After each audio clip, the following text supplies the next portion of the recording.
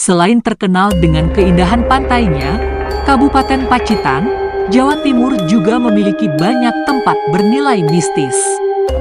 Salah satunya Watu Menyang, sebuah bukit yang berada di Dusun Grumbung, Desa Gunung Sari, Kecamatan Arjosari. Sebuah bukit yang dipenuhi dengan aura mistis dan kisah-kisah gaib, dihimpun dari berbagai sumber. Salah satu cerita yang paling terkenal adalah tentang harimau gembong yang menjadi penjaga Watu Menyan. Seperti dikatakan juru kunci, bahwa Watu Menyan ada penunggunya yang konon berwujud harimau gembong, meskipun tidak terlihat secara fisik. Kehadiran harimau ini diyakini oleh banyak orang dan sering dirasakan saat pengunjung memasuki kawasan bukit.